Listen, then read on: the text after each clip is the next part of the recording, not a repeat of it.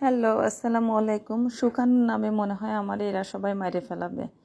আমার ইদানিং এত পরিমাণে ভাত খাইতে ইচ্ছা করে, আমি অনেক দিন হয়ে গেছে তৃপ্তি সহকারে পেট ভরে ভাত খাই না। মানে এমন একটা অবস্থা যে আমার এখন চিত্রনায়িকা শাবানার মতো বলতে হবে যে ভাত দে।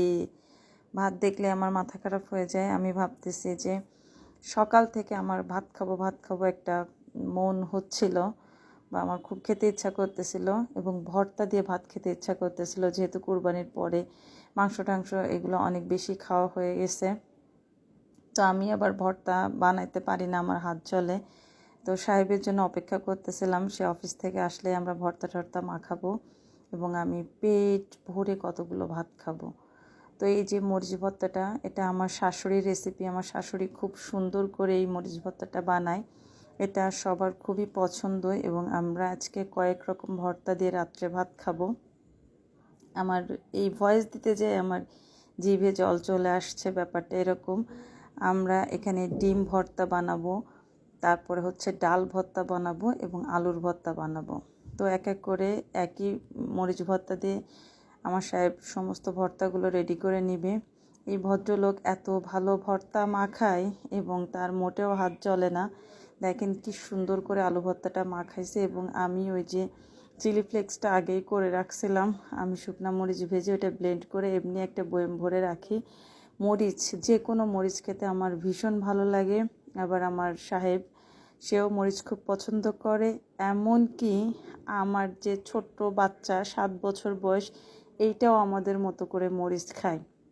দেখেন, এটা এত ছোট মানুষ, বাট এর জন্য আলাদা করে মরিচ কম বেশি দেওয়ার প্রয়োজন পড়ে না।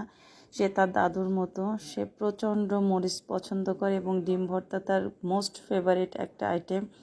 ডিম ভর্তা দেখলে তার মাথা খারাপ হয়ে যায়। এবং লাস্টলি এটা হচ্ছে ডাল ভর্তা এবং একটা মরিচ ভর্তা দিয়ে আমরা 3টা ভর্তা রেডি করেছি। এখানে আমি মাটির একটা প্লেটে ভাত নিয়ে নিছি এবং আমার ছেলেকে আগে খাওয়াবো, তারপরে আমি নিচে খাবো। আমার কি যে ভালো লাগতেছে ভাত খাইতে পেরে। আমি গত 1 মাসে একটুও ভাত খাইনি, বাট আমার মনে হয় না ওয়েট কোনোভাবেই কমতেছে, বা আদৌ কমবে কিনা জানি না। কিন্তু আমি আসলে ট্রাই করতেছি। যারা ওয়েট লস করতে চান তাদের সব সময় আপনার ডায়েটিশিয়ানও বলবে, বা ইউটিউব, যেখানে আপনি গুগল, যেখান থেকেই সাজেশন নেবেন না কেন, সব সময় সবাই বলবে যে ভাতটাকে অ্যাভয়েড করার জন্য। আর ভাত যদিও একটু খাওয়া হয়, সেক্ষেত্রে লাল চালটা, যেটা গ্রামে একটা সময় পাওয়া যেত, এটাকে কী চাল বলে আমি এটার নাম জানি না, বাট ওই টাইপের চাল খেলে তখন দেখা যায় যে ভাতের যে কার্বোহাইড্রেটটা, এটা শরীরে তেমন একটা যায় না এবং লাল চালের ভাত খাইলে সেটা একটু ভালো। বাট আমি তো শুকানোর জন্য উঠে পড়ে লাগছি, জানি না শেষ পর্যন্ত কি হবে। সবাই ভালো থাকবেন, আর আমার মতো ভর্তা লাভার কে আছেন কমেন্ট করে জানাবেন।